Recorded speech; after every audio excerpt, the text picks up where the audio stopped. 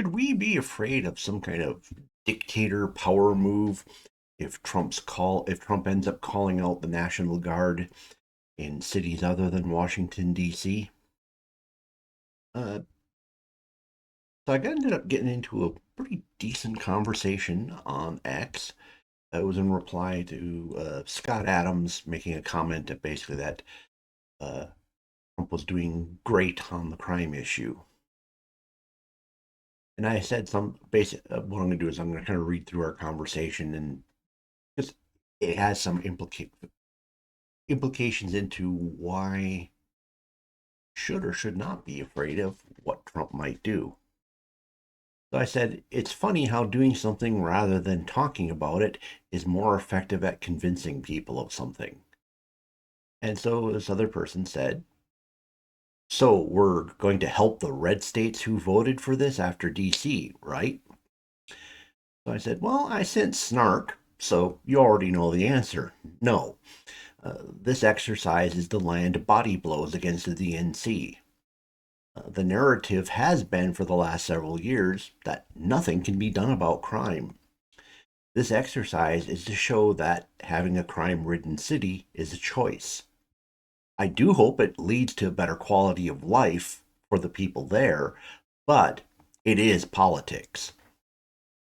And the person I was conversing with responded, I appreciate the reply and glad to hear some truth. Hopefully, it's only a stunt to win political points, but I'm worried the intentions are darker. So I pointed out to him that I'm a libertarian, and if it makes you feel any better, when Clinton was president, we, the LP, were swarmed by Republicans telling us that Clinton was a dictator and was here to stay. In fact, we were told it was the last election. Then Bush won, and then all the Republicans went home, and the Democrats showed up to fight the fascists. And to be honest, Bush scared me a hell of a lot more than Trump does now. I do have concerns, but I still think we're on good ground. My conversant replied, honestly good to hear. But if the line to but if the line to worry isn't armed troops heading into the states of the opposition party who don't want them there, what is that line? And I said, politically, what's happening is it's to force the Democratic strongholds into an awkward position. Admit them to get they failed, or have them saying, you're crazy, crime is lower than it's ever been. Politically, the goal is to keep them reacting so that they can't gain the initiative. At the moment, there is no National Guard call up. Great Lakes Naval Base is being told to prepare for 300 federal agents and prepare for the possibility of some guard in the future. The federal agents are probably there for a deportation surge. By the way, that has since been confirmed, so that's exactly what's happening. I'm continuing my conversation. Black people in Chicago are not fond of the illegal immigrants there. They believe the illegal immigrants are being given preferential treatment over them. An arrest surge would be popular with the people. If city officials feel obliged to defend illegal immigrants, it will likely demoralize the voter base in advance of the midterms. In terms of the National Guard, the National Guard can only protect federal facilities, and that's exactly what they did in LA. If Trump does the same in Chicago, there are a bunch of crime hotspots that are near federal facilities. Patrolling there would likely reduce crime. There is no law that can be passed or lawsuit that can occur that would hold up in order to stop the Guard from protecting federal property. So while the Illinois governor and city officials are crying that they're being invaded and putting on theater to make it look like they're resisting, that's all it is. It's theater. And the results will be likely that there will be lower crime. So the locals will have to look at the actions of their officials versus the actual results, and it will likely demoralize the core voter base in advance of the election. Now, If there's an actual attempt to federalize the local police, or to have the guard patrol away from federal facilities, or that's without permission of local officials, or some attempt to relax posse comitatus, I will shift from concerned observer to political actor.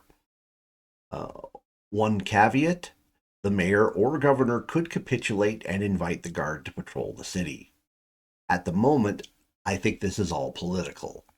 Trump is going directly into Democratic strongholds to purposely convince voters that it's pointless to vote for Democrats in the midterms. He wants to make the very best of the Democratic Party look weak and impotent. And just in conjunction with this statement, I was doing a Grok search of what federal facilities there are in Chicago in respect to crime hotspots. And there's a lot of correlations, especially if they add post offices into places they might guard.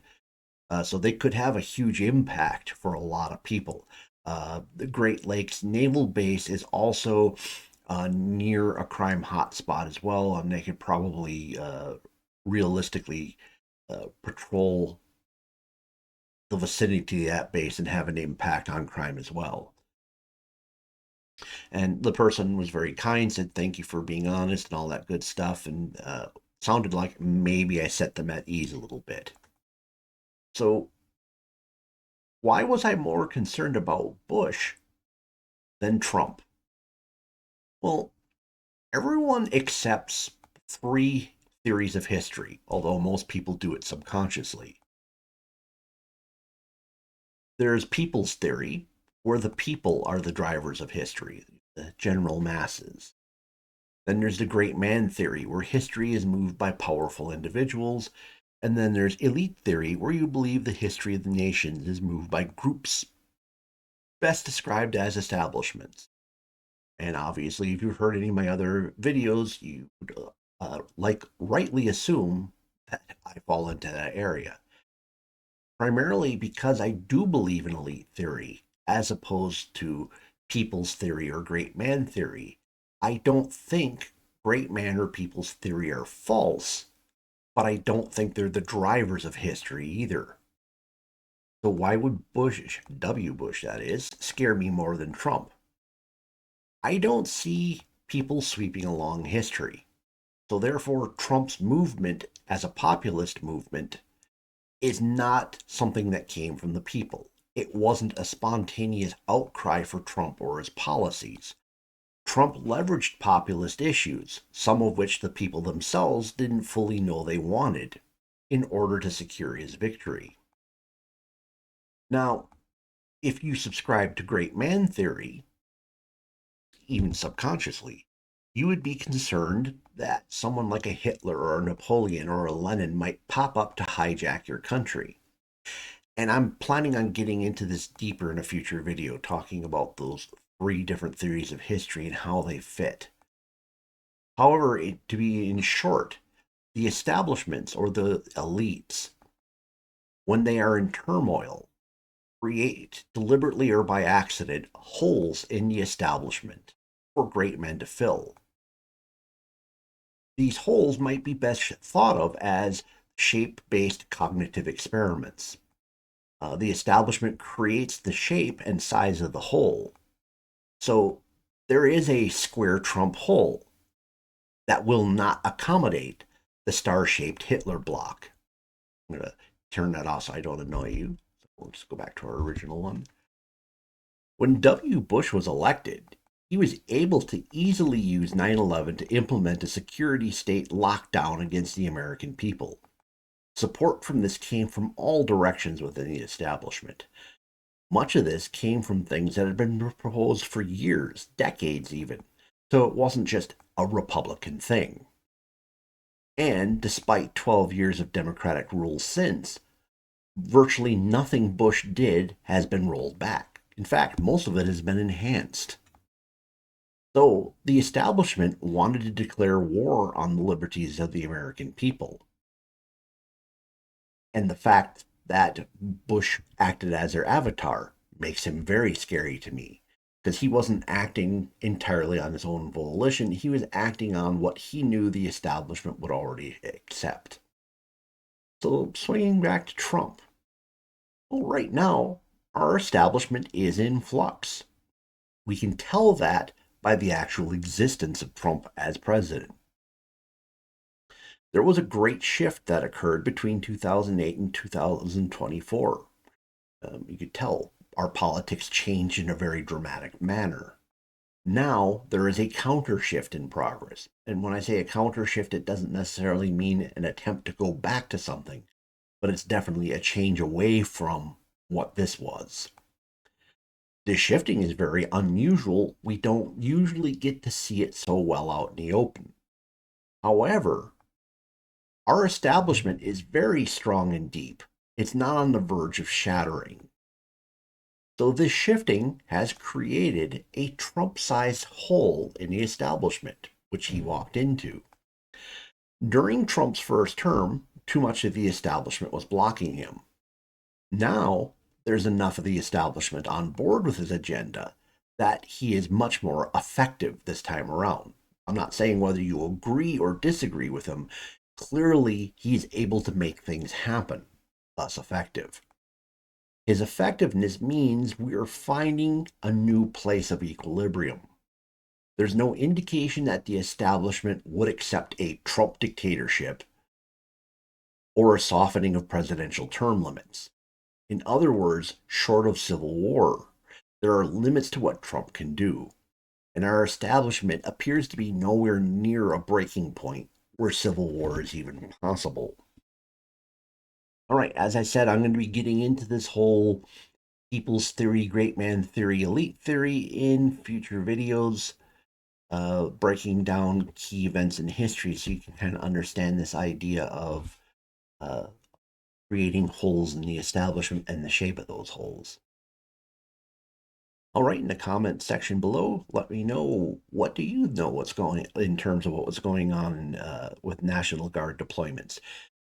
Were you under the impression that they could sweep in and take over a city like DC, or did you realize that they couldn't go any further than what they had done in LA, which is protecting government buildings? And why do you suppose they haven't done this in Seattle yet? I have answers for that, but I'm curious if you realize what it might be, and I might talk on that in the future as well. Smash the like button.